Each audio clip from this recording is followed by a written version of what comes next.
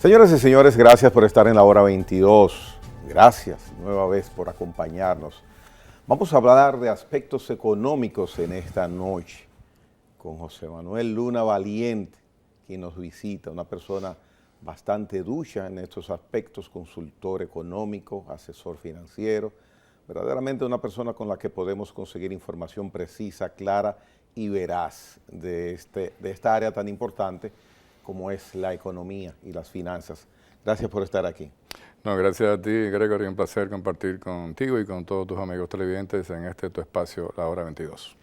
Gracias de nuevo. Cuando me comuniqué contigo, la idea original y primordial era tocar un tema que desde ahora te lo voy a tocar, que es la depreciación del euro o el fortalecimiento del dólar.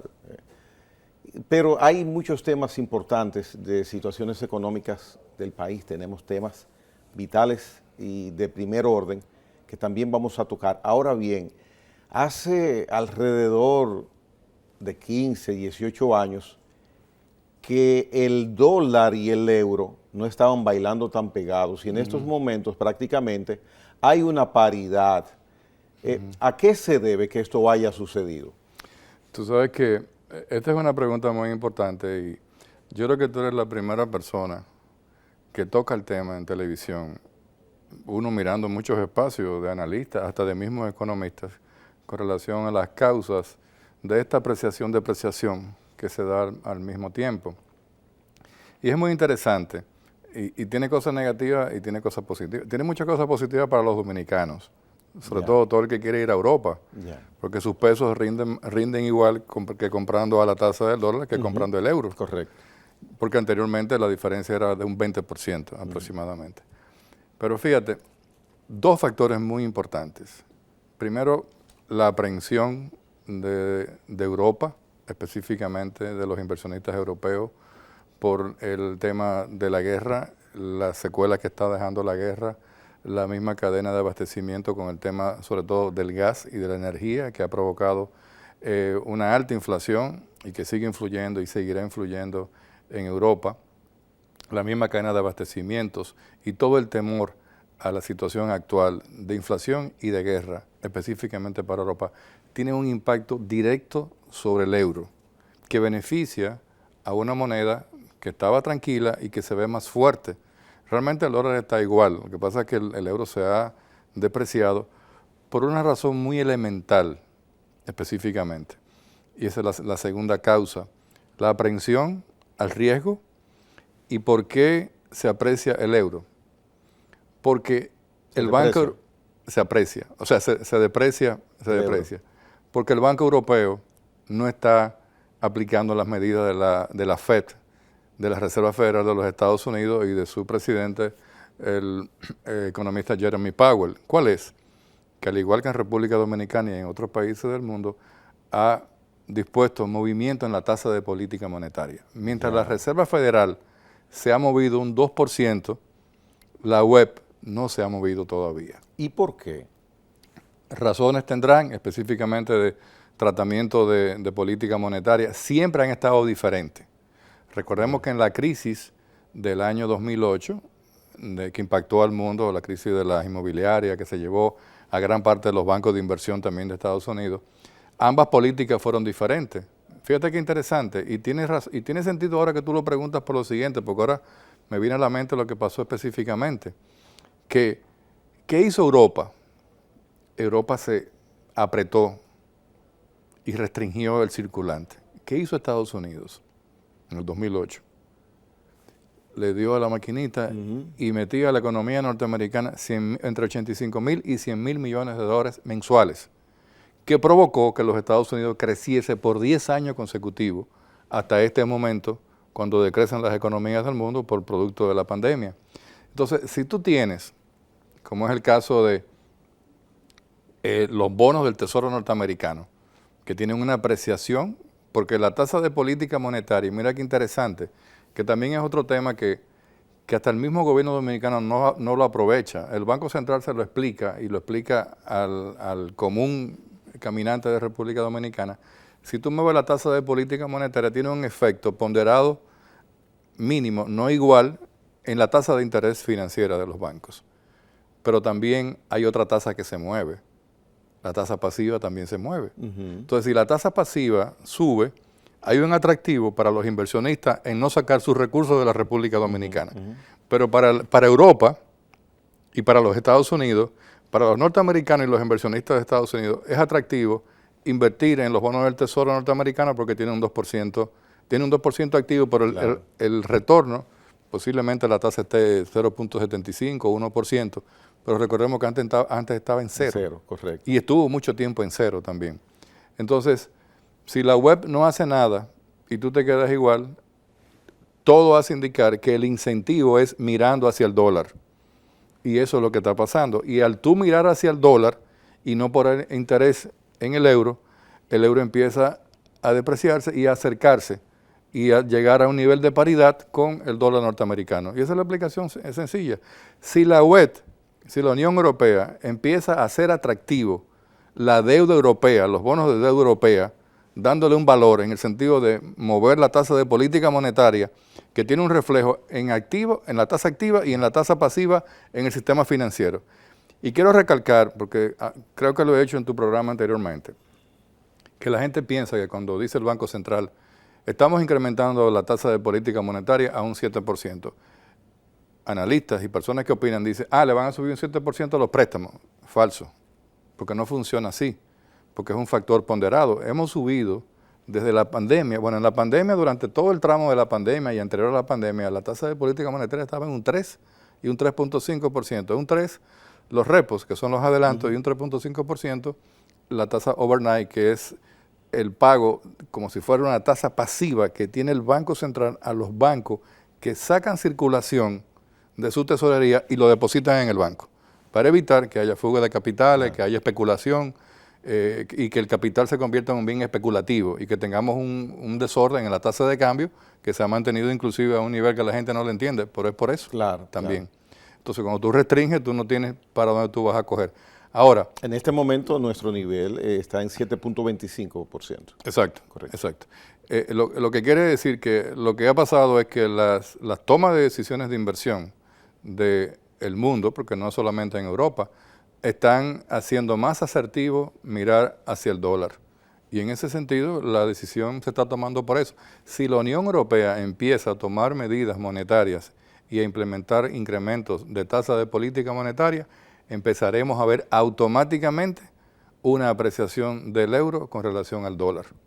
Entonces, hay efectos también. Las causas están debidamente especificadas por ti, las principales causas de esta depreciación de la moneda europea.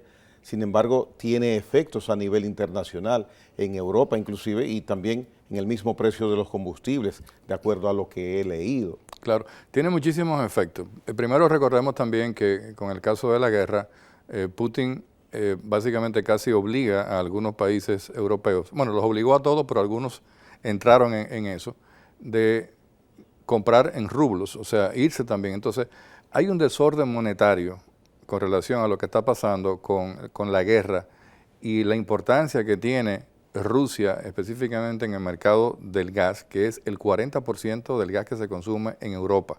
Entonces, ¿quién está ganando la guerra comercial de la guerra? Putin, porque Rusia tiene 3 meses consecutivos teniendo un superávit de 20.000 millones de euros en beneficios adicionales por exportaciones y básicamente por exportaciones en gas. Entonces, tú encuentras que hay una serie de factores que tú lo ves allá a lo lejos, pero también nosotros estamos recibiendo impactos y que van a continuar. El tema de que tenemos efectos en la tarifa eléctrica, tenemos efectos en los combustibles, tenemos efectos vía el petróleo, tenemos los efectos en el trigo, la soya y el maíz. Y recordar que siendo una economía que esos 5 parámetros son de importación neta, entonces realmente la economía dominicana está recibiendo una altísima presión y la va a seguir recibiendo. Me devuelvo un poquito con el dato que das del beneficio que Rusia está obteniendo, sobre todo por la venta de su gas. ¿Eso quiere decir o no que Rusia está teniendo está fortaleciendo su economía en cuanto a solvencia, por lo menos? Bueno, fíjate lo que ha pasado con el tema de la guerra.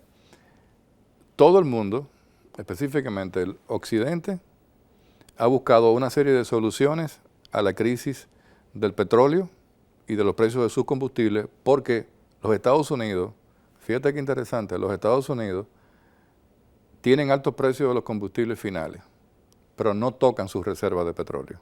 Por eso es que el precio de los combustibles ha subido en Estados Unidos. Exactamente. Si los Estados Unidos hubiesen decidido tocar su reserva de Alaska y su petróleo del esquisto, hace rato que el precio estuviera deprimido. Porque por una parte... se hubiera mantenido igual. Porque por una parte, fíjate, esas son las grandes dicotomías del capitalismo y de la visión de Occidente y de otras partes. Por una parte tú hubieses decidido, bueno, pero yo lo hubiera podido solucionar. Pero por otra parte pienso, bueno, pero voy a perjudicar a una serie de productores que me pagan impuestos. Ya. Ok, entonces, por el lado europeo, ¿qué pasa? Fíjate que, por ejemplo, en el día de ayer, Putin tuvo una reunión con Irak y Arabia Saudita, y Turquía. ¿Y qué estaban buscando? Un bloque comercial.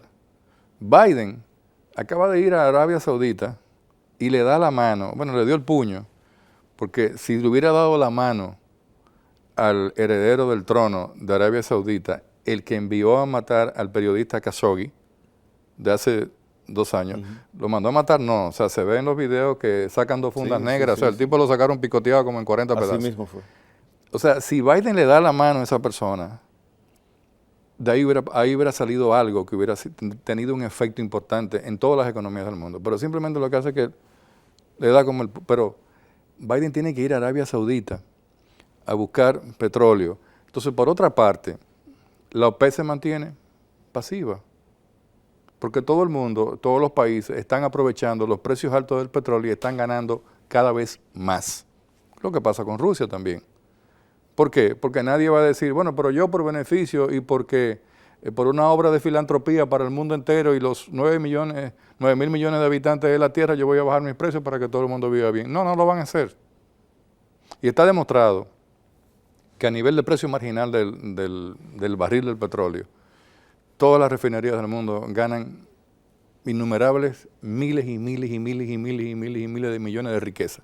Si no, no se pudiera explicar lo que pasa en Dubái, lo que pasa en Abu Dhabi, lo que pasa en esos países que son grandes productores de petróleo, que tienen un pequeño bolsón extremadamente millonario y un pequeñito bolsón muy grande, pequeñito, pero muy grande en personas que son extremadamente pobres. Eso pasa en todos los Emiratos Árabes, eso pasa en Kuwait, eso pasa en Irak, Irán, Turquía, en todos. Entonces, hay una gran inequidad que se está dando y se está llevando a cabo en este momento, que está afectando a los países como los nuestros, que somos importadores netos. El caso de los Estados Unidos y de la OPEC, los Estados Unidos hace rato que hubiera podido resolver el problema, inyectando reservas. 1 millón diario de barriles. La OPEC apenas acaba de inyectar 625,000 barriles diarios. Tiene que incrementar 2 millones de barriles para que el precio baje. Pero dentro de la crisis nadie tiene interés de que los precios bajen. Dentro de la República Dominicana, en la crisis, nadie tiene interés en que los precios bajen, por lo menos los que manejan las cadenas comerciales. ¿Por qué? Bueno, porque mientras tanto, el dominicano se puede fuñir, se puede joder, no puede tener trabajo, se va a la informalidad, no tiene oportunidades, tiene mucha incertidumbre, no tiene la certidumbre de qué es lo que va a pasar.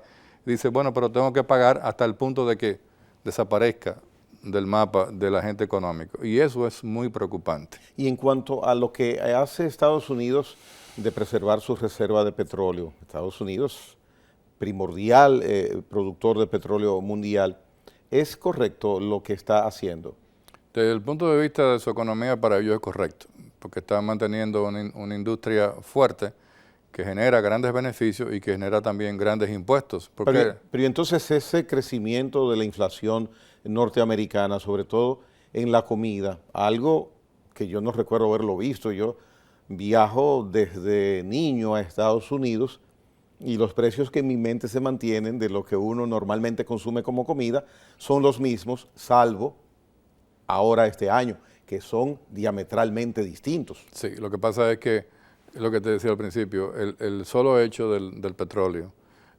En Estados Unidos, tú que has vivido mucho en Estados Unidos, yo que voy de pasada muchas veces, tú sabes que en Estados Unidos se dan cosas que dan mucha risa con el tema de los combustibles. Una persona va manejando una autopista y le pasa a a una bomba de gasolina y le dice el chofer, dime cuánto está el combustible, 5,15, apúntalo. Y cuando pasa y ve a la izquierda, otra dice 4,89, el tipo llega 10 kilómetros más para adelante, gasta ese combustible y se devuelve a echarlo ahí. Sí. Entonces, pero tiene un efecto más encadenado en toda la economía de los Estados Unidos, porque automáticamente, producto de la misma pandemia, recuérdate que uno de los temas principales, por ejemplo, en Nueva York, de mucha gente, que mucha gente abandonó las viviendas en Nueva York, los apartamentos de clase media, que quedaron prácticamente vacíos, se fueron a otras localidades. Se crearon unos elementos que estaban provocando que esa burbuja iba a explotar. Entonces, explota por el combustible, por los alimentos que se derivan también. Ucrania, bueno, ayer dijo Putin también que él tenía todo el grano ucraniano disponible y listo para ofertar al mundo, siempre y cuando las sanciones fueran moderadamente quitadas. ¿Y cómo él tiene la capacidad de dar esa...? Porque él ha llevado una guerra estratégica, o sea, no solamente es sencillamente quitar a un gobierno o apropiarse de una nación, sino que ha tenido inteligencia en el aspecto energético, ha ejercido control sobre plantas nucleares, ha ejercido control sobre puntos neurálgicos y también ha ejercido control alrededor de todos los campos productores de grano de Ucrania y mantiene aislado prácticamente a la capacidad. Y una de las cosas en las guerras, por ejemplo, yo no soy un experto en guerra, pero evidentemente que una de las cosas que los que deciden una guerra tratan de dominar son los puertos y los aeropuertos. Y si tú eliminas los puertos, evidentemente tú estás trancando el camino de acceso y de competitividad de un bien o servicio. Y la economía norteamericana, ya que cruzamos del euro, y quiero que crucemos a nuestra moneda luego, Sí. La economía norteamericana está en un grado de riesgo para lograr mantener su estabilidad, riesgo normal, o está, a pesar de la inflación que hay, está sólida. Una de las cosas que más está influyendo en la economía norteamericana en este momento es el aspecto político. Fíjate que allá como aquí deciden irse a un aspecto jurídico con Trump y tratan de mantener ese tema vivo. Está pasando. Pero hoy Biden acaba de salir precisamente en su cadena, en CNN, con un 30%. Y Kamala Harris por debajo todavía. Si lo publica CNN, olvídate que es menos de un 20%. Menos, desde luego. Entonces, todos esos efectos de inseguridad y de incertidumbre se reflejan en los aspectos económicos. Entonces, cuando pasa lo que está pasando, que se generan una serie de inflaciones subyacentes y directas en algunos bienes y servicios, la gente empieza a tener aprehensión y empieza a tratar de consumir menos o más en la forma que lo beneficie. Los Estados Unidos también están afectados por la cadena de distribución, porque esa misma cadena de distribución viene de Europa proporcionando bienes y servicios que la economía norteamericana necesita. Te voy a dar un caso que le está pasando al gobierno y a cualquiera. Tú vas a comprar un vehículo. Dice, yo quiero ese vehículo. Dice, sí, pero solamente tenemos ese en exhibición. Vamos a apuntarlo aquí porque la lista, y a usted le va a tocar el suyo dentro de 8 meses. Son fábricas norteamericanas que te estoy hablando. Eso es hoy. Hoy, específicamente la Ford. El gobierno está teniendo problemas para comprar vehículos para la agricultura, para el gobierno, para su operatividad, para su logística, para todo. Porque esa cadena de distribución afecta los mercados electrónicos, que son el alma, el corazón de la producción de un bien final como un vehículo. Pero ahí también se transmite un vehículo, un televisor, un microondas, una estufa, una nevera, todos los bienes que vemos y que nos dan alrededor. Entonces, esas industrias que tienen que esperar, oye lo que pasa, que tienen que esperar que sus subindustrias de bienes intermedios se revitalicen y le den la oferta que ellos demandan, caen su nivel de producción. ¿Y qué pasa con una empresa que tiene 10,000 empleados? Lo lógico es reducir su cuota laboral. Exactamente, por un nivel Pero de esa demanda situación mayor. viene de la deficiencia en suplir a tiempo y en capacidad de cantidad Eso producto de la pandemia. Pero esa herencia se nos queda, no se ha recuperado y tiene más afectación por el tema de la guerra que se une a esto. Entonces, la inflación para los Estados Unidos tiene muchísimas aristas que explican por qué sea un 9.1%. En el caso de los Estados Unidos, cuando se habla de inflación, el consumidor final norteamericano, y tú lo sabes porque ponías un ejemplo, pero tú decías, pero yo siempre he visto por muchos años que el huevo, el arroz, el conflé vale lo mismo. El aceite, sí. ¿Entiendes? Ahora, cuando tú ves una variación, pero cada bien empieza a sentir un efecto directo, producto de una influencia mayor de un bien superior, como es el caso de los combustibles. Entonces, se incrementan, si los combustibles están caros, se incrementa el costo logístico, el costo de transporte. En los Estados Unidos también, y estamos tocando lo mismo porque lo hemos visto mucho, pero tú tocarte con tapones de 10 kilómetros de tráiler contenedores, ¿qué es lo que lleva? Bueno, bienes y servicios. Pero tú ves, hoy en Estados Unidos tú no ves eso, porque el abastecimiento es diferente. Entonces, hay reducción de productividad, hay un efecto de inflación que está afectando también, hay un efecto todavía producido, arrastrado del tema de la pandemia, del tema del empleo.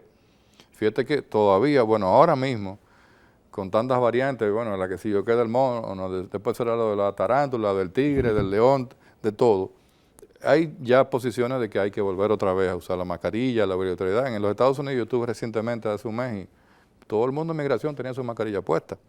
Entonces, demasiados factores afectan lo principal de todas las economías, las expectativas.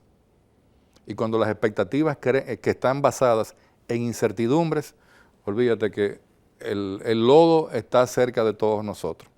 Y lo tenemos reflejado en inflación, porque tenemos un tema para República Dominicana. Y tú dirías, bueno, pero ¿y por qué si Estados Unidos es un país productor de los mismos bienes que nos están afectando a nosotros y que producen inflación, tienen inflación? Bueno, porque han tomado medidas desacertadas con relación al tema del manejo de sus mismas reservas que ha producido y que produce y seguirá produciendo cada vez mayores beneficios para las grandes compañías refinadoras y dueñas de cadenas logísticas, de combustible, de lo otro. Y pasa lo que está pasando aquí. Bien, vamos a hacer una breve pausa. Continuamos conversando con José Manuel Luna Valiente después de la misma. En breve retornamos.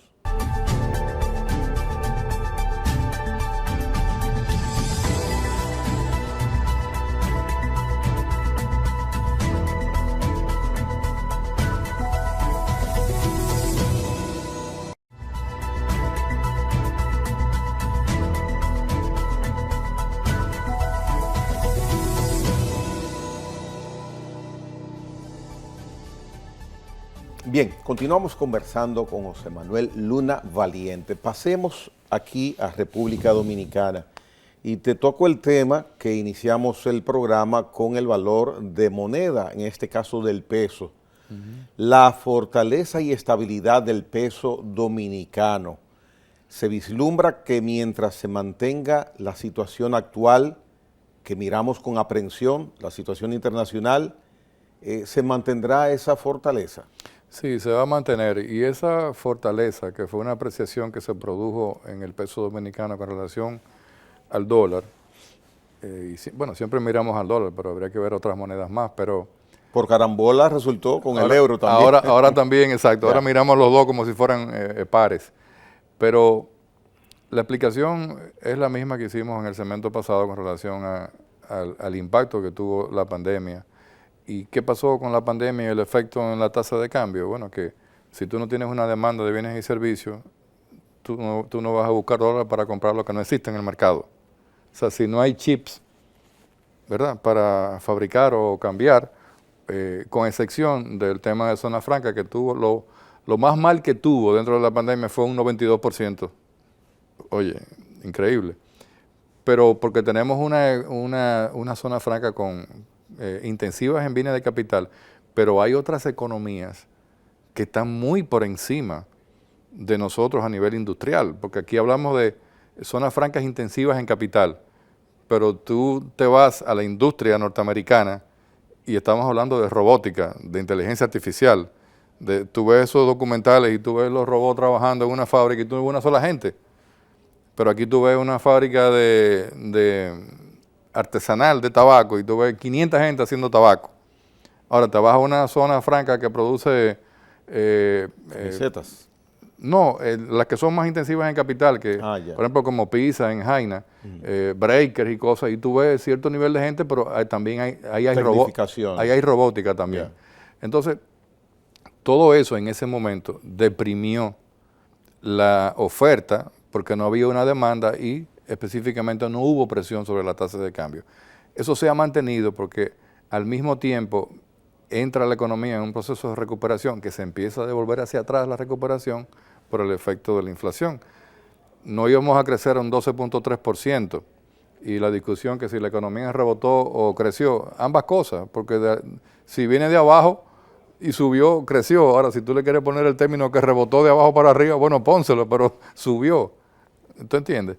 Entonces, el mismo efecto se da y por eso la tasa de cambio se mantiene apreciada. Ahora, desde que se alineen las principales variables de la economía, su nivel de productividad, la corrección de los niveles de precios internacionales, el fin de la guerra entre Rusia y Ucrania y los efectos que tiene sobre Europa, la corrección de la cadena de suministro, de la cadena también, no solamente de suministro en la fabricación de bienes intermedios para producción final, sino la cadena del transporte de esos bienes a las diferentes economías del mundo y que lleguen, el costo de los contenedores. Cuando eso empiece a ponerse bien y a ponerse en sus niveles normales, evidentemente que la economía va a cambiar. ¿Y cómo va a cambiar? Bueno, va a haber una mayor demanda, vamos a producir más, la economía va a crecer con mayor intensidad y va a haber una demanda directa hacia esos bienes que hoy no están haciendo presión sobre la tasa de cambio. Sin embargo, las tarifas y precios a futuro indican que por lo menos durante un año y quizás hasta predicciones de cruzar a 2024, uno usualmente las mira. O sea que la situación no va para 2 meses ni 3 meses más, sino va un chin para largo. Va para... Mira, una de las cosas negativas de la economía dominicana es que tú puedes predecir y puedes prever en Estados Unidos o en Europa momentos de que la tasa de inflación se corrija y vuelva a su nivel meta, un máximo y un mínimo. Pero tú y yo no recordamos que eso haya pasado en República Dominicana. Si la inflación subió, hay que caerle atrás a la inflación. ¿Y cómo se le cae atrás a la inflación? A través del incremento de sueldos y salarios. Pero esos sueldos y salarios lo absorbe la inflación y deja al que recibe el sueldo y salario en la posición anterior. Y solamente eso se puede corregir en una economía cuando tú tienes una mano de obra con alto nivel de productividad, como lo tienen los Estados Unidos y los países desarrollados, en donde una hora hombre, estando pinchando botones y programando una computadora de un robot, de una línea de producción, a ese le pagan $300 la hora, mientras que a un dominicano en una zona franca, lo máximo quizás le pueden pagar 18, 20, 25, o al mismo dominicano extranjero en los Estados Unidos le pagan por eso mismo y también por recoger fresas, a los mexicanos, por ejemplo. Entonces, y ahí está el gran dilema de la economía dominicana y el tema del sector industrial, en que tenemos que caminar, y si lo unimos a eso, que tenemos un 55% de informalidad, que la informalidad está creciendo en República Dominicana producto de la crisis. ¿Y por qué la informalidad crece en este momento? Porque la gente perdió su trabajo durante la pandemia, la gente cerraron sus negocios durante la pandemia, hay gente que se ha devuelto y que se ha reestructurado mentalmente luego de haber perdido activos o por deudas, por compromisos o por no tener demanda y cerrar sus negocios, como se ven en la calle, que se ha devuelto hacia atrás y está volviendo a arrancar desde cero, pero lo están haciendo como informal. ¿O tú crees que la gran cantidad de food truck que hay en el país es una moda? No es producto... ¿Cuál es la causa, por ejemplo? Que la gente decide, mira, yo creo que yo me voy a meter en este negocio. Ya. Se buscan un carrito, lo adecúan, lo traen de Miami a $1,000, lo montan, y tú ves que hay en cualquier parqueo hay 30, 40. Por ahí hay uno frente a Plaza Naco que yo creo que hay como 50 food truck. Pero esa gente no existía antes de la pandemia. O sea, eso es producto de una deficiencia. No, eso es producto de una oportunidad de la gente que necesita producir lo que no está ganando y produciendo porque perdieron un empleo y se han ido a ese tipo de negocio. Entonces, que son informales. Y la informalidad tiene un gran problema para las economías como la nuestra, y es que aleja vía la informalidad hacia la formalidad, porque la formalidad es la única que garantiza retorno fiscal a través de la producción de bienes y servicios para que el gobierno pueda cobrar impuestos y pueda revertir esos impuestos, entre comillas, hacia la sociedad para cubrir salud, educación, transporte, lo que fuese. A propósito de eso, y cae como anillo al dedo que tú pongas ese tema, entonces, ¿cómo vemos, cómo es posible el accionar del gobierno, que lo vemos tan activo, tan agresivo en el buen sentido de la palabra? Empoderado. Empoderado, sí, es un término que normalmente no utilizo, pero ciertamente, ¿cómo vemos todas esas actitudes entonces con confianza? Porque lo que acabas de decir me daba la impresión, imaginándome al Estado, imaginándome al gobierno, que el gobierno tiene que, es como si fuera en una yola, ir buscando la manera de que la ola no lo arrope y lo hunda, que tiene que ir a la defensiva. Sin embargo, lo que miro es lo contrario. Entonces, ¿cómo es posible? Mira, tú puedes ver físicamente, cuando yo venía para el canal, vengo por la Luperón, y paso por debajo del puente del kilómetro 9. Ya. Que ahí se está ampliando 2 carriles donde está el puente. Y yo esta mañana lo comenté en un programa acá, y lo pude verificar. No le tomé foto y le iba a traer para tu programa porque estaba pasando, pero yo digo, no había más de 20 obreros trabajando. O sea, la obra va a paso de babosa y de jicotea. ¿Por qué? Porque el gobierno no tiene los recursos para enfrentar esa obra como debería enfrentarla, con gran rapidez, con muchos recursos a la vez para terminarla rápido. Entonces, si el gobierno está haciendo eso mismo en muchas obras que está prometiendo a nivel nacional, no va a acabar nunca de hacer nada. Porque en este momento el gobierno tiene que concentrarse vitalmente en asistir a través de planes sociales a una gran parte de la sociedad que ha entrado en un nivel que hacía tiempo lo había dejado, de clase media a pobreza, pobreza a pobreza extrema. Si tú analizas, esa cadena ha ido bajando como en cascada, y lo que subieron de pobreza extrema a pobreza, otra vez se devolvieron. Entonces, Lo que subieron de pobreza a clase media, se compraron su apartamentico y pagaban, están teniendo muchos problemas. Entonces, la decisión del gobierno de esta semana de distribuir 1.500 millones de pesos es en lugar de una acción espontánea, es una reacción a eso que tú mencionas, de entregarle a 1 millón de personas 1.500 pesos. Exacto, es una reacción a eso, pero qué pena que es una reacción única, porque es un bono único. O sea, si tú le entregas 1.500 pesos a una persona, lo más que puede hacer con esos 1.500 pesos es llevarle al colmado de la esquina y pagarle el 10% de la deuda que tiene con el colmado. ¿Tú entiendes? Entonces, la orientación del gobierno tiene que estar muy enfocada, con mucha creatividad y con mucha base de datos estadística de lo que está pasando en la población dominicana para enfrentar las grandes demandas de esa clase que en este momento no tiene trabajo, no tiene oportunidades, está llena de incertidumbres y tiene mucha adversión a lo que pueda pasar. Y eso se refleja en la vida diaria del dominicano. Anoche veía un video, un tipo chocó un vehículo ahí en el Vergel y la reacción del otro fue montarse en la jipeta y entrarle a carrazo al otro carro. Y el tipo se desmonta, se mete y a sacarlo al otro. O sea, la gente se exacerba. Y todo eso es producto de un tema de incertidumbres, oportunidades y una visión pesimista del presente y del futuro. ¿Habrá algo elemental que el gobierno no esté haciendo que puede hacerlo?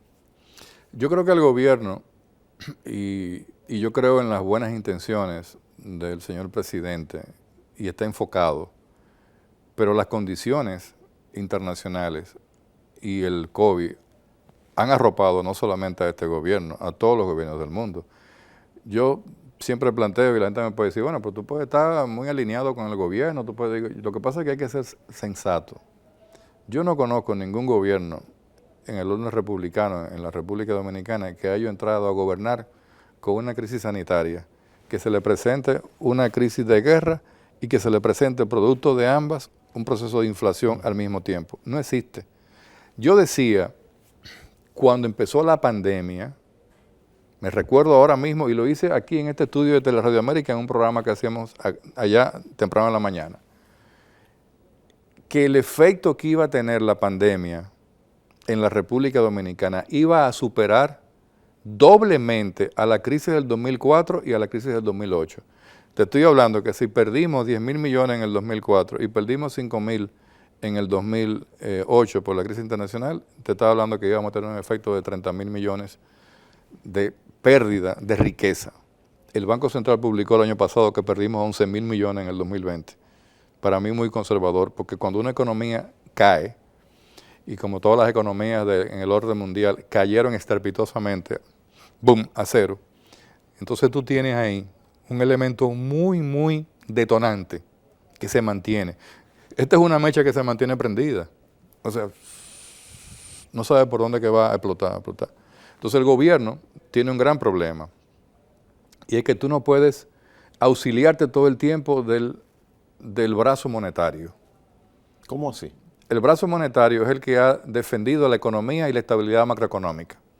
El Banco Central actúa sobre la tasa de política monetaria y manda un mensaje a la economía, menos liquidez, porque si tú dejas la liquidez cuando no hay demanda, oye, si no hay demanda para comprar tazas, vasos, sillas, y hay liquidez, esa liquidez, ¿para qué tú la vas a utilizar si no tiene sentido? Para especular. Entonces, ¿qué tú vas a comprar? Divisas. Y ahí se descontrola la tasa de cambio. Una de las virtudes de la crisis es que en el 2004 explotó la crisis financiera bancaria, Bancrédito, Baninter y el Banco Mercantil, 85.000 millones en pérdida, y empieza el déficit fiscal. ¿Qué pasó? Que hubieron dos factores que explotaron al mismo tiempo. La inflación y la tasa de cambio. La inflación estaba en un 68%. Y la tasa de cambio llegó a más de un 60%. Cuando gana Leonel Fernández, lo primero que hace es nombrar al equipo económico acabando de ganar, no cuando entró al gobierno. Recuerda que el equipo económico con Valdés Albizu entró 3 meses antes. Y solamente con nombrar al equipo económico, ¿qué pasó? Que sin hacerle nada a la economía por arte de magia, las variables empiezan a bajar. Porque se crearon, ¿qué?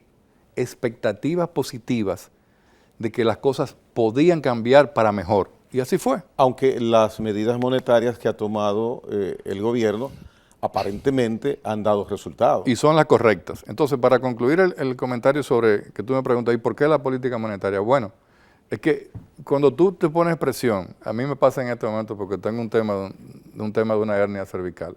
Si hago presión por yo estar cargando una mochila todos los días con el brazo izquierdo, ¿qué me pasa en el brazo izquierdo? Que me empieza a doler. Bueno, tengo varios días con un fuerte dolor. Entonces, si yo lo tengo de este lado y yo digo, ven acá, política fiscal, póngase aquí y defiéndame el cuerpo, yo no lo voy a sentir. Entonces, ¿qué debe hacer de este lado el gobierno? Debería hacer muchas cosas que debió hacer hace tiempo. Debimos hacer el pacto fiscal, perdimos tiempo con el pacto eléctrico y estamos tomando medidas fiscales, así subyacentes, o sea, media escondida, cobrando. Tú le estás cobrando, a ti te llaman y dice, mira, el anticipo. Dice, pues yo no estoy produciendo nada. Yo no estoy vendiendo, yo no tengo un comprobante fiscal. ¿Está sucediendo ahora? Claro que sí. La DGI está tirada, enfocada en todo. El que tira una factura con comprobante fiscal, de una vez dice, no, esto está produciendo. O sea, anticipo de una vez, tú el año pasado vendiste, porque el anticipo es la proyección o imaginación de que si tú vendiste 100, este año vas a vender 150. Por lo tanto, tú tienes que anticiparme un impuesto calculado en base a 150 que yo supongo que tú lo vas a producir, pero en una crisis como esta, ¿yo lo voy a vender? No. Entonces, el gobierno que tiene un brazo monetario, suerte que está Valdés Albizu ahí, un brazo fuerte, que dice, hay que mover la tasa monetaria, ¡fuap! Se movió, menos circulante, restringimos, se restringe el crecimiento, y si se restringe el crecimiento, se restringe oportunidades de inversión y oportunidades de empleo que vienen vía la inversión. Ahora, si tú no tienes un esquema fiscal, mira que Petro ganó las elecciones y de una vez planteó un tema fiscal a los 2 días, más nunca ha vuelto a hablar de él. Le doblaron el brazo. Se lo dobló él mismo. Porque si tú tienes un problema de que está afectando al mundo y que la inflación no es nuestra, es de todo el mundo, tú no puedes pensar en medidas de orden fiscal. Claro, hay medidas de orden fiscal que benefician tanto al consumidor como al gobierno. Pero es lo que este gobierno pensó al inicio de asumir, no procedía por la circunstancia sanitaria aplicar una reforma fiscal. Bueno, pero tampoco procedía a actuar inequitativamente con el incremento de la tarifa eléctrica, que debía ser un 7 y un 9, y se ha convertido en un 80 y un 150%. Entonces, la equidad y la voracidad fiscal por falta de un mecanismo fiscal que garantice que el Estado se pueda mantener dentro de una estructura de estabilidad macroeconómica confiable, porque también estamos defendiendo, porque hay muchos elementos, o sea, tú dices, bueno, ¿y para qué? Hablamos de crecimiento, el gobernador del Banco Central presenta los números de la economía que son válidos, estamos creciendo, tenemos todo esto, creando expectativas para que venga más inversión a la República Dominicana y ganarle la carrera a otro país. Entonces, en ese sentido, ¿qué pasa? Que tú no vas a poder depender siempre de la política monetaria, tú tienes que tener una política fuerte fiscal, basada o en medidas fiscales que bajen los impuestos para que venga más gente a la formalidad. José Manuel, da la impresión de que el gobierno, el equipo económico no está en eso o se echa para atrás por razones de presión, por lógica. Mira lo que acaba de haber, el anuncio de Valdés con Airbnb, con Netflix, con Amazon. Entonces ya... Okay, Valdés DGI, no Valdés Banco Central. Exacto, sí. Luis Valdés. Entonces, inmediatamente dice, ok, lo vamos a ponderar, no lo vamos... Es que parece que es difícil. Entonces, pero con el tema de Airbnb, hace sentido, porque tú no puedes tener en República Dominicana casi 700,000 habitaciones que están bajo ese esquema, que están compitiendo contra un sector formal de la economía dominicana. Es como que yo tenga en el patio de mi casa, yo haga unos apartamenticos y diga Airbnb calladito sí. Y lo pongo en internet y tú estás produciendo un bien que genera y que transmite una serie de recursos que no entran al flujo de la economía formal. ¿Tú entiendes? Pero parece ser que no va por ahora eso tampoco. Y lo de la tarifa eléctrica, ese tema al final, cuando volvamos ahora, es el que vamos a iniciar con la tarifa eléctrica y la decisión del presidente que tomó en esta semana de frenar los aumentos, que hay mucho tema que hablar sobre esto. Venimos en breve.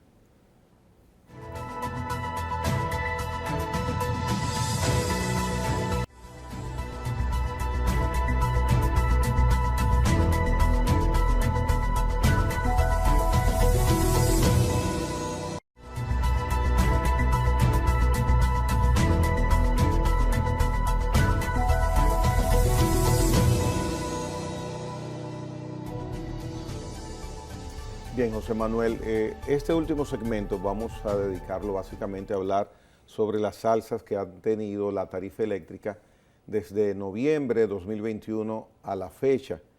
Es un tema importantísimo, pudiéramos hacer un programa completo sobre él, pero quiero partir del punto donde el presidente ha indicado que no va más aumento. En principio se entiende totalmente que es sensata, prudente, propicia y positiva esta decisión, este anuncio que ha hecho el presidente. ¿Cuál es tu opinión? Mira, es un tema sumamente amplio y quiero empezar retrospectivamente para hacerlo bien rápido y que podamos tener capacidad de analizar algunas cosas que quedan como en el limbo. El pacto eléctrico, ¿no? Tiene componentes importantes, así como hablábamos de la política fiscal y la política monetaria y la política fiscal. El pacto eléctrico tiene también sus pilares, que no es solamente el consumidor. El pacto eléctrico tiene a el Estado, los distribuidores, tiene a los generadores dentro de todo este andamiaje, y solamente cuando hablamos, dice el presidente, vamos a suspender la aplicación del pacto eléctrico y el incremento de la tarifa. Sí, pero ya se quedó el incremento. Ya se quedó un incremento que supera lo que supuestamente iba a pasar en meses con relación a los incrementos que se iban a hacer. Pero quiero hablar específicamente sobre el tema del pacto eléctrico. El pacto eléctrico, que estuvo listo para firmarse en el gobierno anterior, no fue firmado porque sencillamente el gobierno de turno en ese momento no le interesaba rubricarlo. Este gobierno entra al poder y sacan el pacto eléctrico y se firma igual como estaba el otro. Solo que faltaba la firma del partido que hoy está en el gobierno. Del partido que hoy está en el gobierno. Cuando el presidente dice muy inteligentemente y muy políticamente, suspendemos el pacto eléctrico, parecería que le está echando la culpa del incremento de la tarifa a todos los que firmaron el pacto eléctrico. Ojo. Por lo menos está diciendo que son corresponsables. Exactamente, exactamente. Y que llamará al CES para evaluar y cambiar algunas cosas en el pacto eléctrico. Pero hay que recordar que si bien es cierto que este país viene de un subsidio eléctrico de 15.000 millones de dólares en los últimos 15 años de los gobiernos de turno, que son parte de la deuda externa hoy. Esos 15.000 están metidos en la deuda externa de la República Dominicana. Si bien es cierto que eso es así y que debíamos de corregir ese tema del subsidio, pero el gobierno no ha podido corregir el 30% de pérdidas en líneas todavía, que es un costo que se pierde. Se sube la tarifa eléctrica, pero tú le das menos energía a los usuarios y le subes la tarifa. Si le das menos energía es un impuesto indirecto al usuario, porque no recibe y paga más. Entonces, ¿qué quedó pendiente en el pacto eléctrico? La parte más importante, que es la que deriva en el precio de la energía eléctrica. Hubo un 5% de disensos, y el principal disenso del pacto eléctrico hoy vigente es el tema de la discusión de la tarifa eléctrica, de la tarifa técnica, perdón, que es la que define el costo y el precio de la energía. Hoy en día tenemos un sector que tiene una matriz mucho más eficiente, mucho más económica y de mucho mayor rentabilidad para los generadores. Que hace 15 años, por ejemplo. Pero claro, hace 15 años éramos fuel oil, un 80%, hoy somos un 70% gas natural. Entonces, todos esos elementos... Entonces no necesariamente la solución sería incrementar la tarifa per se. No, la solución viene por otras cosas. O sea, yo tengo que ser eficiente.